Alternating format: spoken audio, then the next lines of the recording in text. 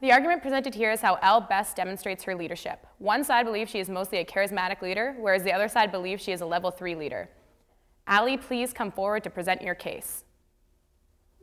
I believe Elle exemplifies the traits of a charismatic leader. She has the ability to create a vision and is able to motivate subordinates toward this common goal. This is demonstrated in the following clip. Paulette, is this the only interaction you two have ever had? No. Sometimes I say okay instead of fine. Well, why don't you offer him a cold beverage or a neck massage or something? Oh, come on, what's the point? Trust me, Paulette, you have all the equipment. You just need to read the manual. Do you know what I'm saying? Okay, I'm gonna show you a little maneuver that my mother taught me in junior high. In my experience, it has a 98% success rate of getting a man's attention, and when used appropriately, it has an 83% rate of return on a dinner invitation. Wow. It's called the bend and snap. Watch this. I think I dropped something on the floor that I need to pick up. So you bend and snap. See? Come on, you try.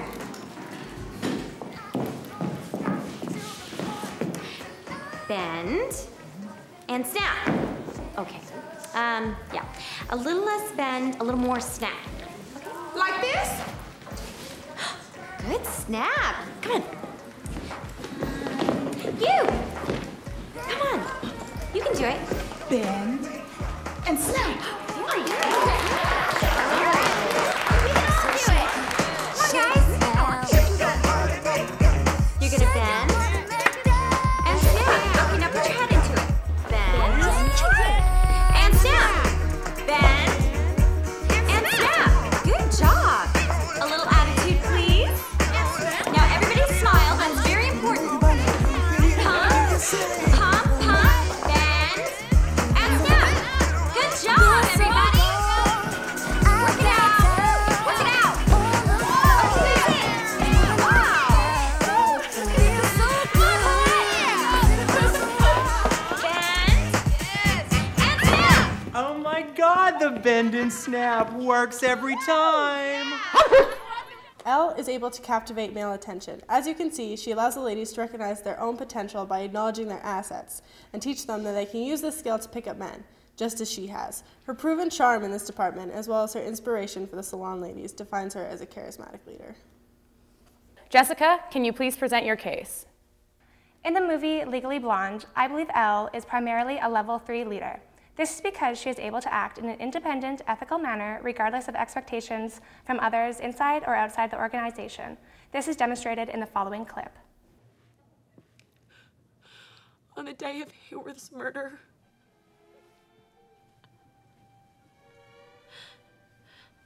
I was getting What? I was getting Huh? liposuction! Oh, God! No. I know, I'm a fraud! It's not like normal women can have this ass. If my fans knew that I bought it, I would lose everything. I've already lost my husband. I'd rather go to jail than lose my reputation. Brooke, your secret's safe with me. Vivian, grab me some coffee. We got 2 interviews tomorrow that Gerard and Bobby are going to handle the ex-wife in an hour. And according to this communique from the prison, our client apparently had a visit from her sister, a Miss Delta New. Anyone you know? Yes, I went to visit her. What the hell do you mean you went to visit her? I went to get her alibi. Did you get it? Mm-hmm. It's really good. Well, great. What is it? Oh, I can't tell you. Why the hell not? Because I promised her I'd keep it a secret, and I can't break the bonds of sisterhood. All in all, Elle shows her great leadership skills through her ethical standards, desire to help others, and her attention to detail.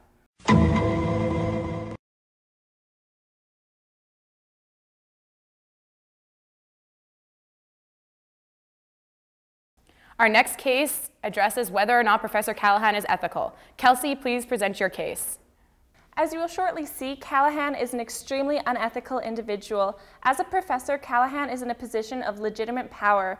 He also holds reward power over the students, since the students who perform the best over the semester will receive a summer position with his law firm. Come on in.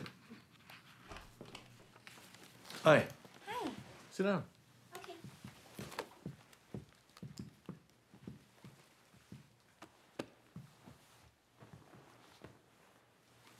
Is everything all right? You followed your intuition today, and you were right on target. I should have listened. Thank you. About the alibi, I'm sorry. I'm impressed that you took the initiative to go there and get it. That's what makes a good lawyer. And on top of that, you gained the client's trust and kept it. That's what makes a great lawyer. You're smart, Al. Smarter than most of the guys on my payroll. Wow. I think it's time to discuss your career path. Have you thought about where you might be a summer associate? Oh, not really. I know it's very competitive. Well, you know what competition's really about, don't you? It's about ferocity, carnage, balancing human intelligence with animal diligence. Mm-hmm. Knowing exactly what you want and how far you'll go to get it. How far will Elle go? Are you hitting on me? You're a beautiful girl. So everything you just said? I'm a man who knows what he wants. And I'm a law student who just realized her professor is a pathetic asshole. Too bad. I thought you were a law student who wanted to be a lawyer. The first error in this clip is clear. A professor is hitting on his student. Not only is this unprofessional, this puts Elle in an ethical dilemma. No situation is desirable. She has to drop out of law school or accept Callahan's sexual offer and gain a desirable job with his firm. His actions result in Elle sacrificing her career.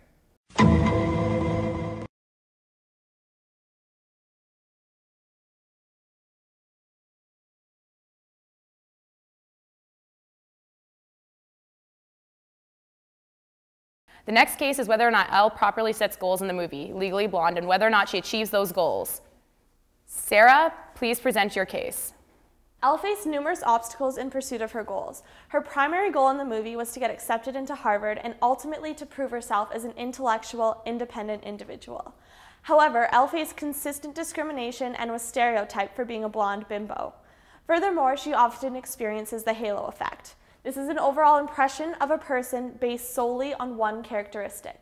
In this case, Elle's feminism and blonde hair led people to prematurely judge her based solely on these characteristics. The following clips provide evidence of these obstacles Elle faced in pursuit of her goals. Law school? It's a perfectly respectable place, Daddy. Honey, you were first runner-up at the Miss Hawaiian Tropics contest.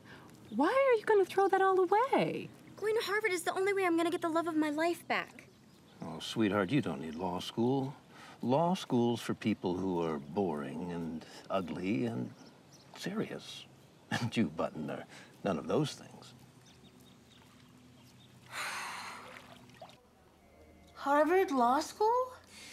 That's right. But that's a top 3 school. Oh, I have a 4.0. Yes. But your major is fashion merchandising. Harvard won't be impressed that you aced history of polka dots. What are your backups? I don't need backups. I'm going to Harvard. Well then, you'll need excellent recommendations from your professors. Okay. And a heck of an admissions essay. And at least a 175 on your LSATs. I once had to judge a tighty-whitey contest for Lambda Kappa Pi. Trust me, I can handle anything.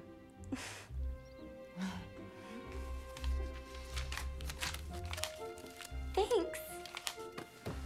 Welcome. Okay, welcome to law school. This is the part where we go around in a circle and everyone says a little bit about themselves. Let's start with you. My name is David Kidney. I have a master's in Russian literature, a PhD in biochemistry, and for the last 18 months, I've been deworming orphans in Somalia. Awesome. What about you? Hey, how you doing? I'm Enid Wexler, got a PhD from Berkeley in Women's Studies, emphasis in the history of combat. And last year, I single-handedly organized the March for Lesbians Against Drunk Driving. Killer. Thanks, good times. Aaron Mitchell. I graduated first in my class from Princeton. I have an IQ of 187. And it's been suggested that Stephen Hawking stole his brief history of time from my 4th grade paper. Cool. Me? Yeah. Okay. Hi, I'm Elle Woods, and this is Bruiser Woods, and we're both Gemini vegetarians. I have a bachelor's degree in fashion merchandising from CULA, and I was a Zeta Lambda Nu sweetheart, president of my sorority, Delta Nu, and last year I was homecoming queen. Oh, 2 weeks ago, I saw Cameron Diaz at Fred Segal, and I talked her out of buying this truly heinous Angora sweater. Whoever said orange was the new pink was seriously disturbed. Here you can see she had no support from her advisor to apply for Harvard. After she overcame these obstacles, she continued to be discriminated against and stereotyped by her peers. However, despite these obstacles, Elle continued to pursue her goals. Hey, Warner. Wow. Well, don't you look like a walking felony? Thank you. You're so sweet. Oh. Are you having fun? I am now. What's with the costume? Oh, I just decided to dress up. Really? You know, I feel like we barely get to see each other since we've been here. Oh, I know. I'm so busy with these case studies and hypos. I know what you mean. I can't imagine doing all this and Callahan's internship next year. This is gonna be so much. Oh, Elle. Come on, you're never gonna get the grades to qualify for one of those spots. You're not smart enough, sweetie. Wait, am I on glue, or did we not get into the same law school, Warner? Well, yeah, but... But what? We took the same LSATs, and we're taking the same classes. I know, but come on, Elle, be serious. You can do something more valuable with your time. I'm never gonna be good enough for you, am I?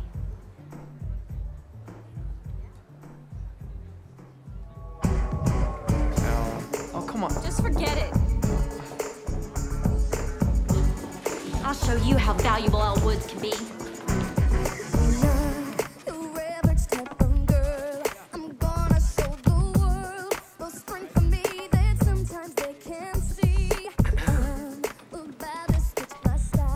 Don't ask.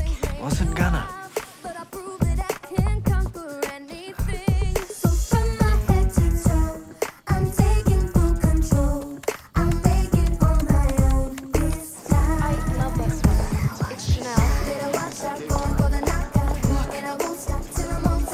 Is she carrying books?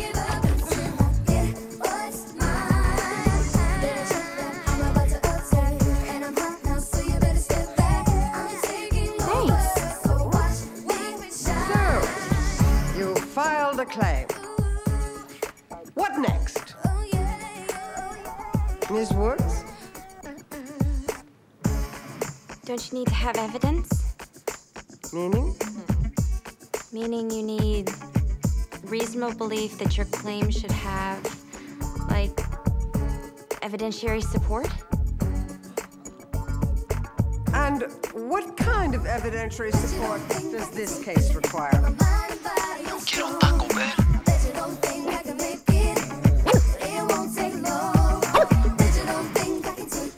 Welcome back to Talking with Frank Lucas, Mark Jacobson, and Richard Roberts. Mark, in the article you talk about all sorts of things, corrupt cops who are wheeling and dealing as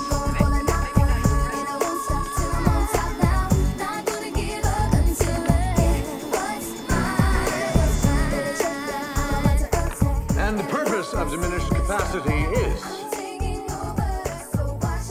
To negate mens rea?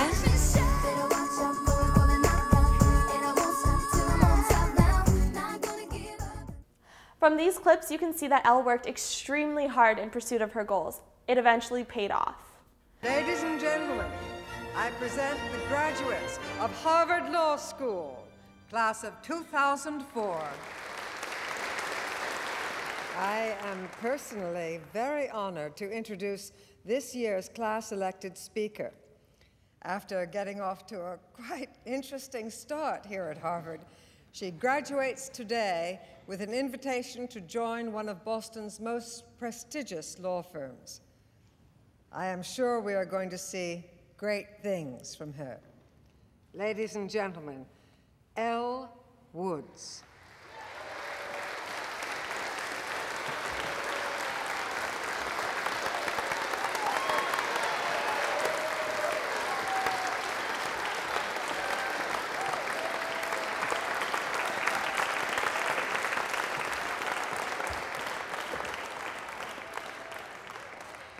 On our very first day at Harvard, a very wise professor quoted Aristotle.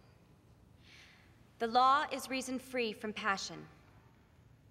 Well, no offense to Aristotle, but in my 3 years at Harvard, I have come to find that passion is a key ingredient to the study and practice of law and of life. It is with passion, courage of conviction, and strong sense of self that we take our next steps into the world, remembering that first impressions are not always correct. You must always have faith in people, and most importantly,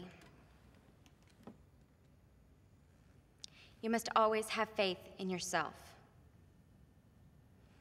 Congratulations, class of 2004. We did it! Elle became a successful lawyer and graduated from Harvard. She proved herself as a successful intellectual female. Elle is a successful goal setter. Overall, as shown above, everything you need to learn about management is present in Legally Blonde.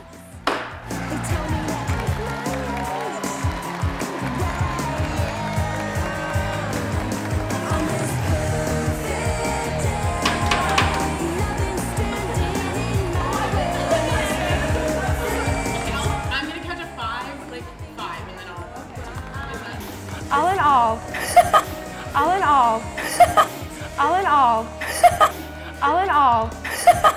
Okay, I'm sorry, okay.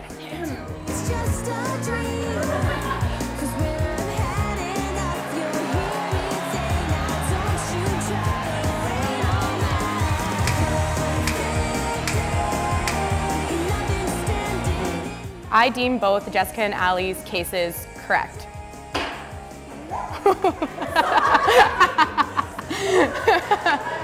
No sneezing in my courtroom. I'm losing it. This is not.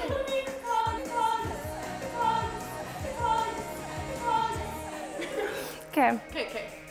All in all, Elle shows her great leadership. Okay, no. We're calm, collected.